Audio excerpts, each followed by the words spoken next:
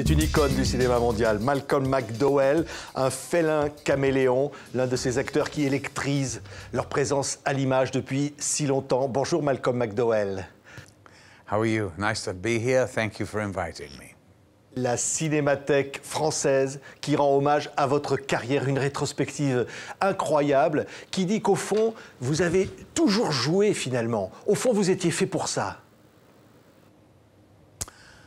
I guess I've just been cast well by these wonderful directors that I've worked with for 50-odd years now. It's, I think, the 50th anniversary of IF, and I was picked from the theatre by the great Lindsay Anderson, who I went on to be great friends, a mentor, if you like. Certainly great friends until the day he died in 1993. I made 3 movies with him, and in his career, only made 5. So he was a very great man and a great friend. Oui, on va reparler bien sûr de Lindsay Anderson, de cette trilogie incroyable. Il y a tellement de films, il y a tellement de souvenirs avec vous, Malcolm. Regardez ces images présentées par la Cinémathèque. Malcolm McDowell, une carrière.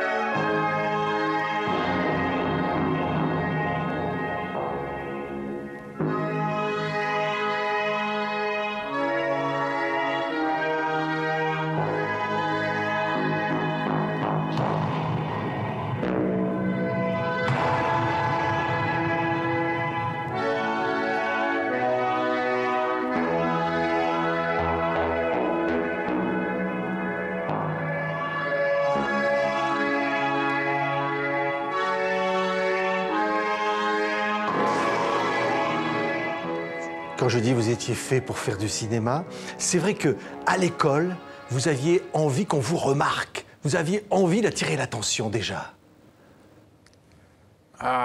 Look, at school I started when I was 11 years old.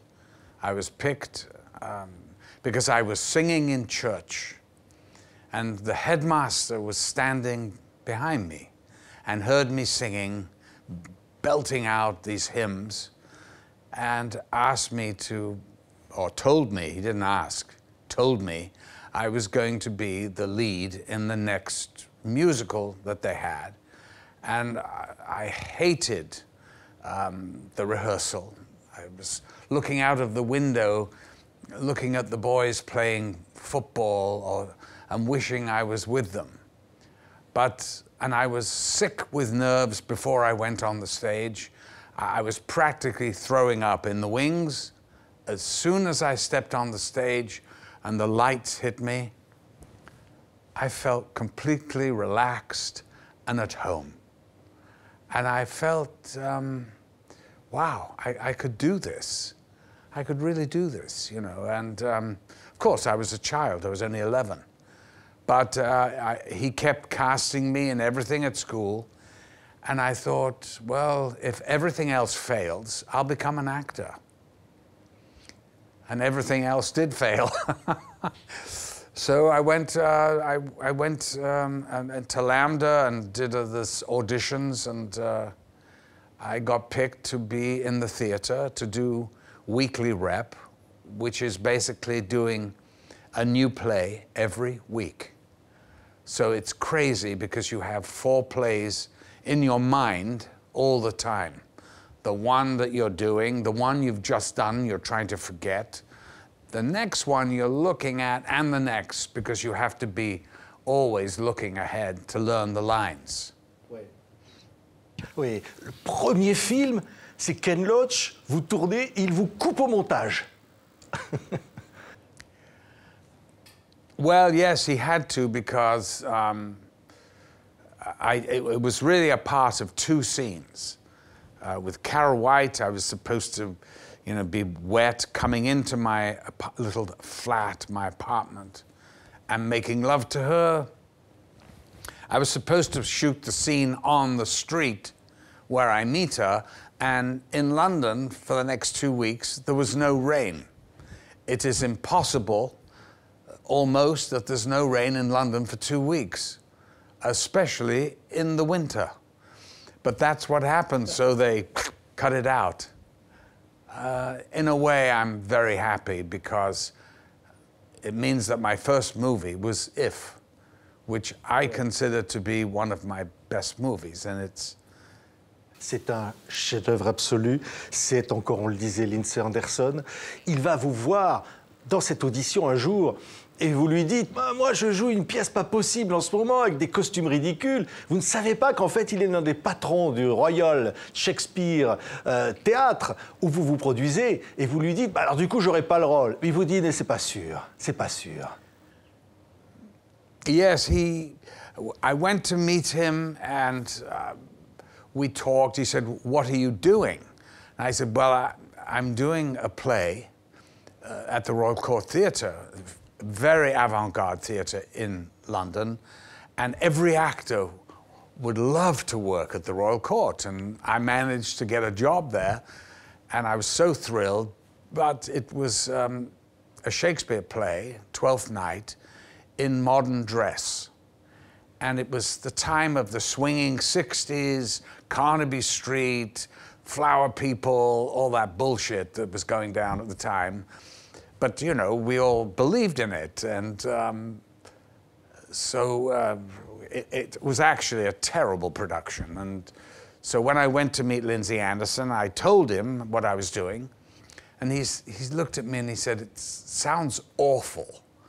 I went, "Oh, no, well, I mean, no, it's not awful." He goes, "Who's directing it?" I told him. He went, "Oh, pretentious." And I said, "Well, actually, to be honest with you, it's totally pretentious. It's total bullshit. I don't even know what I'm doing. We're opening next week. I know where I come off, but nobody's told me where I get off."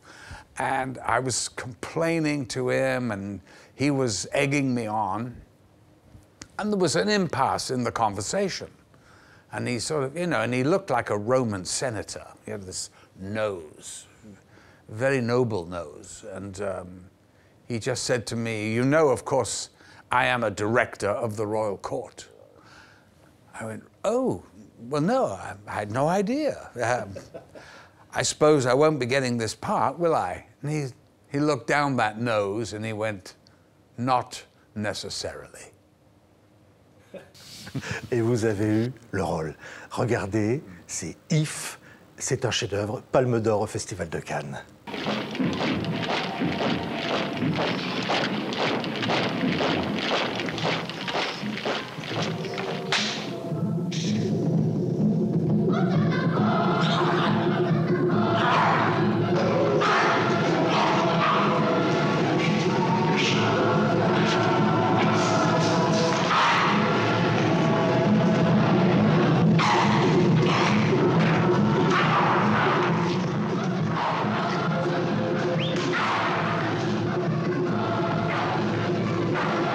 Quand vous découvrez le script que vous présente Lindsay, vous découvrez qu'il y a une scène où vous devez l'embrasser, votre partenaire. Ça vous plaît, hein? Yes, I did very much. You know, there are many scenes in that film that I really love. And, you know, he was so brilliant with actors. He loved actors. Now, a lot of directors don't like actors. They're intimidated by them. But Lindsay was one of the few that loved actors. He loved and understood very well the technique of acting and how actors find their way emotionally through a part. And he helped me tremendously by, not by directing, just by giving confidence. And there's so many great scenes in this film. The one that he loved the most, I think, and he told me that is when Mick Travis is beaten and from the back he wipes away a tear and then goes up to the prefect and says, "Thank you." And Lindsay said to me, and he never gave a compliment, ever. He never said, "Well done," nothing. He goes, "Well, Malcolm, I will say that at the end of the day, whatever happens to this film, I'll always be able to say, job well done."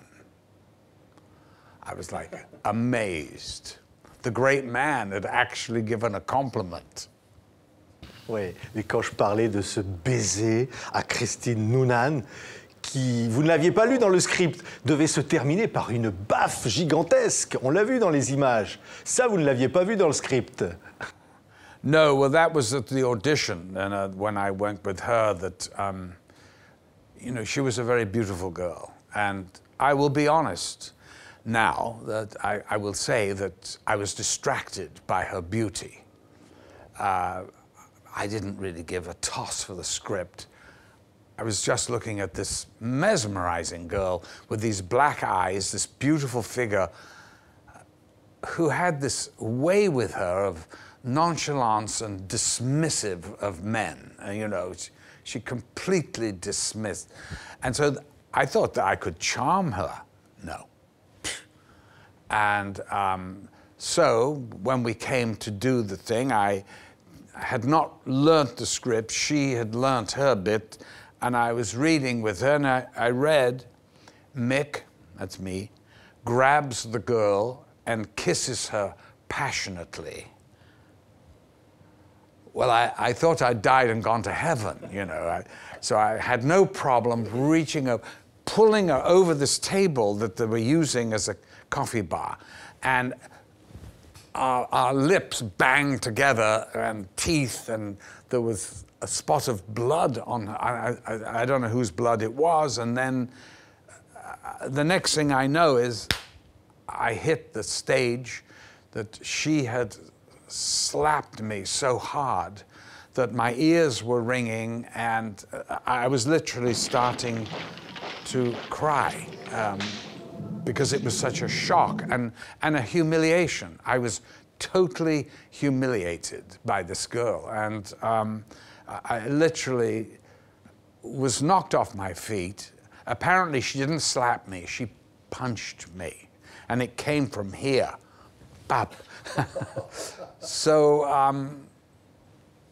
I stalked her around the stage, and she made it the atmosphere so electric that they had to give me the part. And I always like to say that Christine Newman slapped me into film stardom. Vous dites même que cette baffe est le coup d'envoi de votre carrière. Et que finalement, c'est le plus beau jour de votre vie d'avoir reçu cette baffe. Well, it's a Zen moment in my life, and it follows through to Oh Lucky Man, which is a script that I worked on with the three of us, David Sherwin, who wrote If, and Lindsay and myself. And I kept saying, what happened? How are we going to finish this film? He goes, well, what happened? I went, what happened to me? Well, I don't know. I became a movie star, I suppose. He goes, well, there you are. And I went, and it was Christine Noonan who slapped me. He goes, good, we'll use it. And there's this great scene with the director, Lindsay Anderson, at the end of Oh Lucky Man, who says, smile. And I go, I beg your pardon? Smile. I go, there's nothing to smile about. He goes, just do it. Bang! And hits me with the script so hard. And he really hit me 20 times. And they used the third take. Ah, bah. Les baffes qui comptent dans une vie, hein? Et des sourires qui comptent, parce que vous parliez de cette scène où évidemment vous êtes frappé de coups de bâton, et ce sourire, lorsque vous ouvrez la porte, ce sourire qui va marquer un autre grand réalisateur de ce temps, c'est Stanley Kubrick. Il vous voit Il voit 5 fois If. Il voit 5 fois ce film. Et il dit, j'ai trouvé le personnage de mon prochain film. C'est lui, c'est Alex, c'est vous. Vous êtes Alex. Yes. Christiana, his widow, told me that he was watching If because he'd heard about If. So he brought the projectionist up to the house, and they were watching, and I made my first entrance. He pushed the intercom and said, relace it. They went back. He watched it again. Relace it. Back. 4 times. And he, after the 4th time, he turned to his wife and said, we've found our Alex. And because he'd put the film aside, he couldn't find an actor that he thought could play the part. So luckily for me, he shelved it, and he went back to doing Napoleon, I think. He was working on Napoleon, but it was proving very difficult logistically. And so when he saw me in If, he revived this one, and I went to see him. He gave me the book, and I read the book. I found it very difficult to read on the first read. I had to read it 3 times, and Oui, Anthony Burgess. it's very difficult. The language, you know, that Burgess, it's a brilliant book. I mean, that alone is a masterpiece. I mean, Burgess is never given the credit enough, I think, because it's really, it's his work, and it's a marvelous piece of work. And anyway, so Stanley gave me the part. There was no question of auditioning. It's yours, do it. We're going to do it. And he was thrilled because he told me that he wanted to show the executives of the studios that he could make a film, small budget, and bring it in on budget. Unlike the last one he'd done, 2001, that spiraled out of cost, you know, because he was doing, I mean, extraordinary special effects. I mean, you don't know how much they're going to be. So that he was thrilled to do this film on a very small budget. And so when I got the part, I was working with him on the costumes, the look, the locations. I was out at his house for 5 months. And I said to him, well, can we talk about the character? He goes, well, what do you want to talk about? I went, well, have you got any ideas, you know? And he looked at me as if I was nuts. And he said, gee, Malk, that's why I hired you. And just walked off. I went, Jesus, what? I'm thinking to myself, good God, this man is one of the great directors, and he's not going to give me any direction. So I got into my car, drove home, back to the middle of London, and I thought to myself, my God, he's given me the greatest gift. He's told me, basically, to show him. And so I gave the script to Lindsay Anderson to look at, just in case there was anything he could tell me. And Lindsay read it, and he wasn't impressed. He goes, ugh. He said, thank God I'm not having to direct this. I said, I know it's not your kind of movie, Lindsay, but, you know, it's perfect for Stanley. And look, can you give me any pointers? He said, and this is one of the greatest pieces of direction I've ever had in my career. He said, there's a shot in If when you open the doors for the gymnasium when you're going to be beaten. He said, you look at the prefects. Sourire, c'est ça. Smile. Because you know you're going to be beaten, and you go, fuck you anyway. He goes, that's how you play the part. I went, Lindsay, thank you. Thank you. And that's how I played the part the first day. After that, I forgot all about it. But the first day, you need to have something to hang on to and to go, and so I did. And unfortunately, the first day did not go quite as planned. The first day of shooting, I was supposed to get a hypodermic in a shot in my ass. And Stanley came to me, he was quite excited. He goes, listen, I don't want to use a fake needle. I went, really? He goes, would you take a shot? I mean, a shot of what?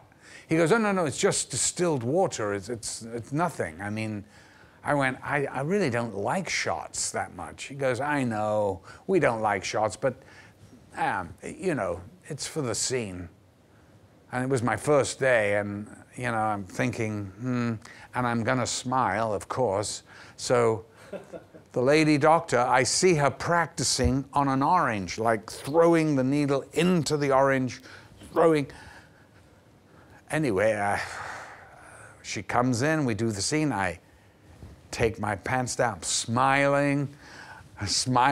She throws the needle in to my ass, and it goes up to the hilt. And I'm looking, but smiling. I'm smiling. I remember what Lindsay said. And she starts her dialogue, and she's shaking. She's so nervous. She's shaking like this.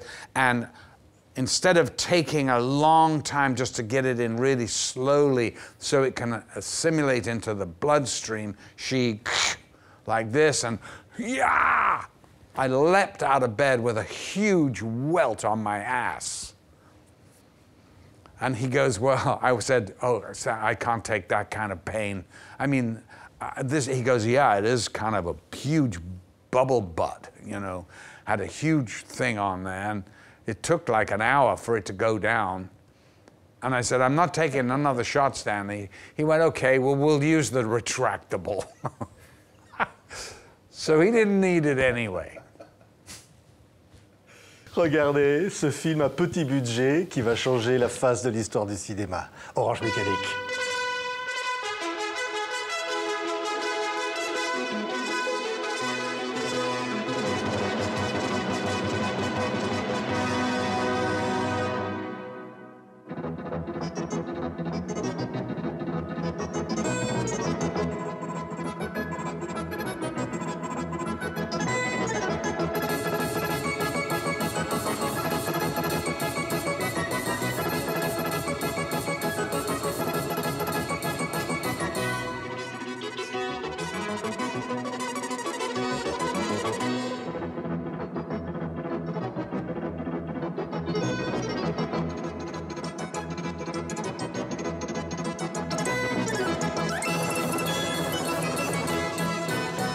On n'a pas envie que ça s'arrête, hein. C'est tellement extraordinaire. Ce film, je disais, va bouleverser la société tout entière, va bouleverser finalement l'histoire du cinéma. I mean, it is a great film, of course, and one of Stanley's great movies. But you know, this man, he's a very great director, up there with the very, very best that's ever worked in our business or our art form. Because Stanley, you know, he made masterpieces in not just one genre. He made anti-war movies, he made gang movies, romantic comedies, he made the most, you know, horror movies, everything. And his efforts in these, and Spartacus too, of course, is, you know, wonderful film. And he really did what no other director has done. But Clockwork Orange, you know, it was very timely because, you know, and let's be honest, it's Anthony Burgess as well. It's his book and his vision. But it's one of the few occasions when a great book has been turned into a great film. That is very rare. Usually the film is always disappointing. I think this is a rare occasion when actually the film is as good as the book, even though Burgess didn't think so. But depends on what day of the week it was, you know. But Kubrick was a master, you know, and the futuristic part of the movie is very short. It's maybe the first 20 minutes. But people think it's this futuristic movie. It's really actually not. I mean, it foretells what? Gang violence, drug use? We had all that. People watching television 24/7. I suppose that's just like the internet now. But it was just a social phenomenon. It's a rock movie. I mean, it's like every rock star wanted to be Alex, you know. Well, Mick Jagger wanted to play him. Mick Jagger avait acheté. Mick Jagger avait acheté les droits, il voulait le jouer. Et c'est les Stones, les autres membres du groupe, qui auraient joué les Drugs. Exactly, exactly. I'm very pleased he didn't get the money to do it, but and Kubrick wouldn't have done it with him, but still, it would have been interesting because the Stones were, of course, the biggest thing on the planet then, and Mick is not a bad actor at all. He's good, but you know, this is not playing yourself. This is playing Richard III. This is up there with the great parts. You know, it had to be grabbed and attacked, and the huge amount of energy and fun and joie de vivre. You know, but Alex loved life. He loved life. I mean, he was an immoral man, a bad man. Mais qu'on aimait en même temps. On avait envie de l'aimer quand même. Because we like him, because he loved life. It's infectious. You've got to like somebody that loves life, even if they're doing things that aren't exactly normal. And you know, Alex, he did have a few things that were things that really were not so bad about him. I mean, he loved classical music. And anyone that loves Beethoven, you can't be all that bad. Although Hitler, of course, did love Wagner, didn't he? Oui, oui. Faut se méfier, oui, oui. Mais c'est vrai que les gens sortaient du cinéma pour aller vomir à l'époque. Les gens étaient fous de ce film. Yes, yes. I mean, honestly, I thought we'd made a comedy, a black comedy. In fact, now the audiences laugh. All the way through, they laugh. So now they get it. When it first came out, it was so shocking, so stunning because nobody had seen anything like it. And it was so horrific that I went the first time to see it in America at, on 3rd Avenue, the theater it was in. And I was hiding at the back, watching. There was no sound at all, no laughing, nothing. At the end of the movie, people didn't move. They just sat there. So I thought, oh my God, they hate it. And I got up and walked into the lobby. A woman came running out and just threw up all over.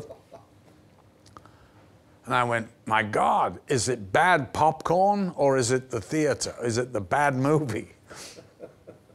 I mean... Et vous êtes devenu Alex. Les gens vous voyaient dans le personnage. Ça devait être quelque chose de terrifiant à vivre pendant toutes ces années. Yes, you know, I had a news agent that I used to go buy my paper in Notting Hill Gate, where I lived. I'd walk and go into the news, and I used to get stuff, whatever, and they never even acknowledged me at all, ever. And I was there every day for many years. After the movie, I go in, and the guy looks at me like, what? No, whoa. I went, wait, excuse me, you think I am that person in Clockwork Orange? No, that is not me at all. That's, you know, but he would not have it. He was like, just, you know, take your paper and out you go. Et vous dansez pour Stanley. Il y a des moments, il vous dit, vous cherche des idées, vous restez plusieurs jours, et puis vous avez cette idée de Singing in the Rain. C'est votre idée, Malcolm, cette incroyable chorégraphie dans le film. Yes, look, art is a happy accident, and we were stuck. We didn't know what to do, how to really do this sequence, which was the pivotal sequence in the film. And everything else we'd shot up to this point, we were halfway through, was wonderful. We were happy with, we were excited. We come to this, we hit a wall. We have no ideas. Stanley has no ideas. We're sitting there on the set. Every morning I come, I see Harrods, big vans from Harrods. They're changing the furniture, and you know, he's trying to find a way to do it, and nothing. So, and I'm sitting there like this with him, and we're on day 5 of not shooting anything.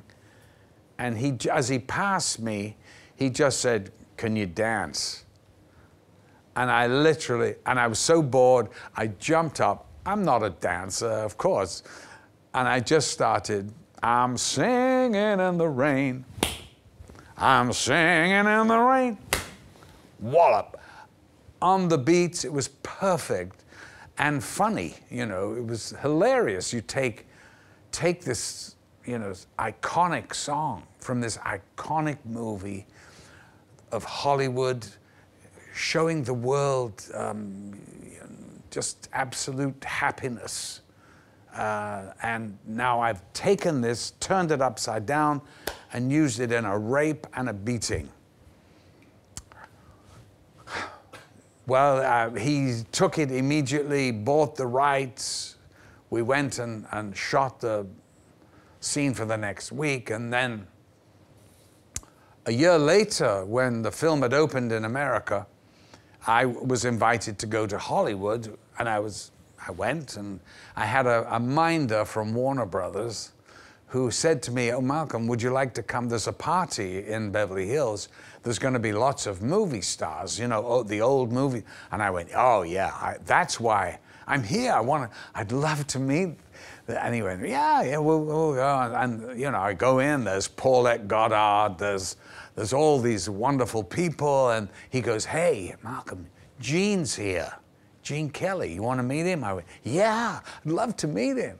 And he had his back to me, and he tapped him on the back. He turns, he looked at me, and walked straight off. And the minder goes, "Oh, I do apologize." I went, "Don't apologize. I've just taken his moment and totally screwed with it. And really, I should be apologizing to him." I said, "But it was in his honor, you know, it was," anyway, forget it. So I tell the story 40 years later at the Academy. This lady comes up to me afterwards, and she goes, "Hello, Malcolm, I'm Gene's widow." I go, "Oh my God." She goes, "He wasn't angry with you." I said, well, what was it?" She goes, "No, he was angry with Stanley." I said, "Why?" She goes, "Because he never paid him." I went, "Yeah, that sounds like Stanley." On rencontre rarement des acteurs possédant le génie de Malcolm. La réussite de Orange Métallique lui doit tout, sa candeur, sa finesse, son intelligence. C'est Stanley qui parle de vous, Stanley Kubrick.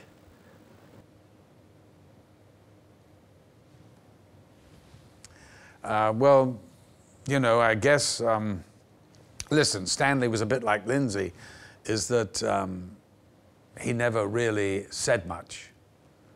In fact, I don't think, what he did say at the end was, we were coming to the end, and he said, "Okay, Malcolm, you're going to have to go on Johnny Carson or whatever and talk about this." I went, yeah, okay, I'm happy to. He goes, "Well, listen, you're gonna say that I'm a genius." And I went, "Really? And what are you gonna say about me?" He goes, "I'm just gonna say you're a damn good actor." I said, "Genius or a damn good actor? There's something missing here." Incroyable aventure, Malcolm. Vous allez tourner des films inoubliables, des trilogies, donc évidemment avec Lindsay. Caligula, c'est une trahison absolue, ce film de Tinto Brass. On n'en parlera pas, mais C'était demain. Quelle incroyable histoire que ce film où vous jouez une scène dans un restaurant, en haut d'une tour, à une comédienne dont vous êtes follement amoureux et à qui vous allez dire juste avant de tourner la dernière scène d'amour « Je vous aime, je veux vous épouser ». C'est finalement la vie et le cinéma qui se rejoignent. It was, yes. One should never do that. It is the golden rule. You never screw around with your leading lady at all. You should be very professional, and unfortunately, I was totally smitten and in love with Mary Steenburgen, and I thought she was just the most beautiful thing ever, but so cute with it, with this southern accent and the whole thing. And so we had a beautiful scene in a restaurant revolving around, and we only had 3 hours to shoot it. And, you know, this was only her second movie. So I figured, well, I know how to get her lighting up. And I just went over to her and I took her hand, took her into the corner. I said, listen, the truth is, I'm really in love with you, and I'm going to marry you. And I said, oh, we're on the set now. Let's go. Action. She was... And the truth was, that's what happened.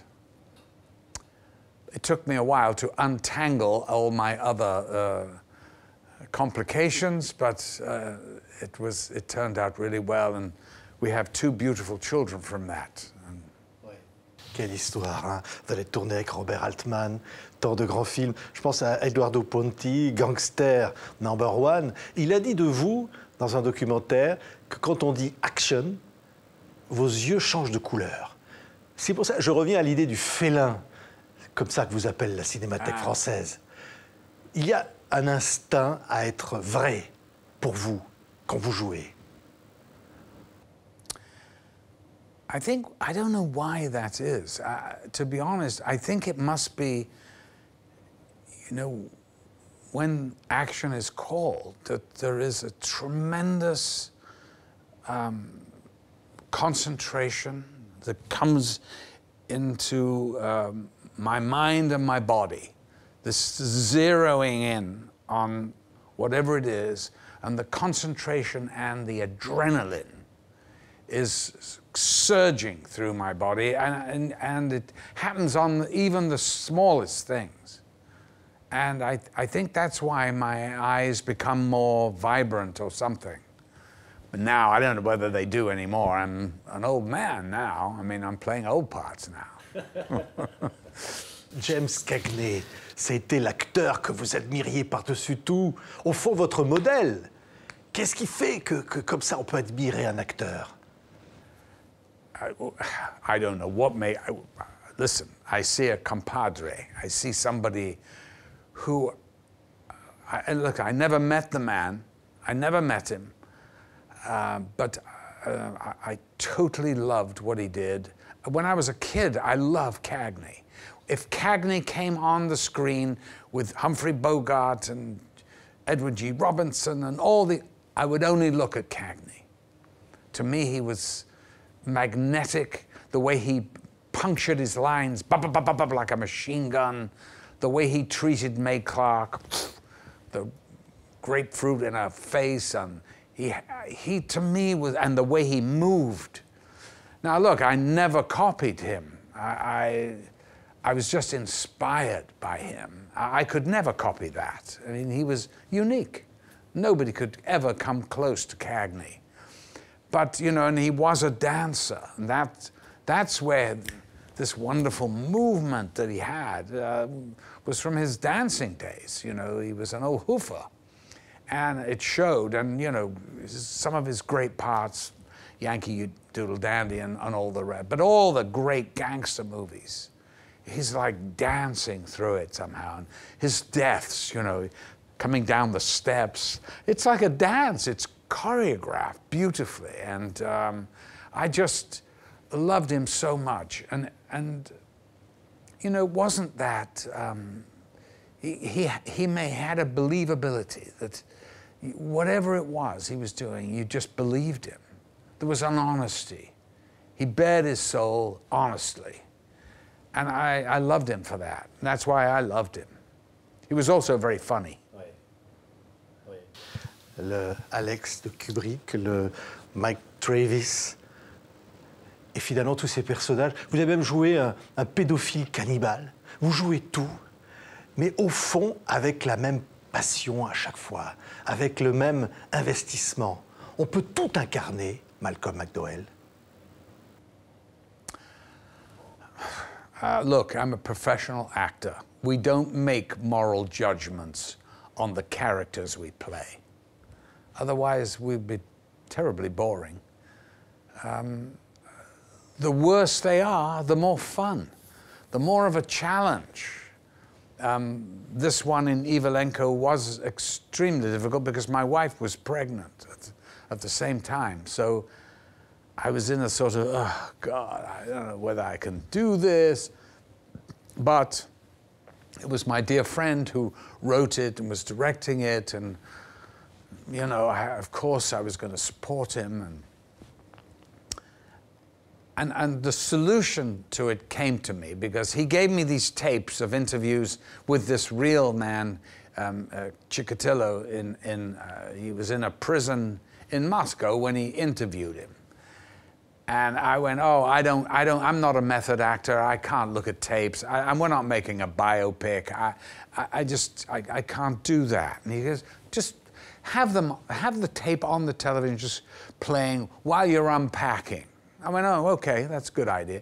So I put it on. I don't even look at it. I'm unpacking. I'm walking. And I see this. And I see this man in a cage in the courtroom behind, holding these bars, and the camera's coming in, close. When it gets really close to him, he goes,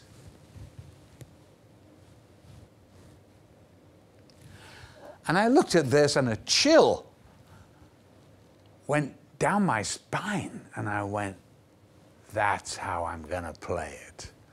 And I thought, great. And it was the first time that I'd approached a part that way. I put it on physically first. I had the look and then the walk like a sort of vulture. And so then I put that on like a costume, and at night I just took it off and went and had dinner and had a laugh and saw friends, and it was fantastic, and the other cast members. And so it was a way of getting through it without emotionally getting drained. Cette affiche qui rappelle vos débuts.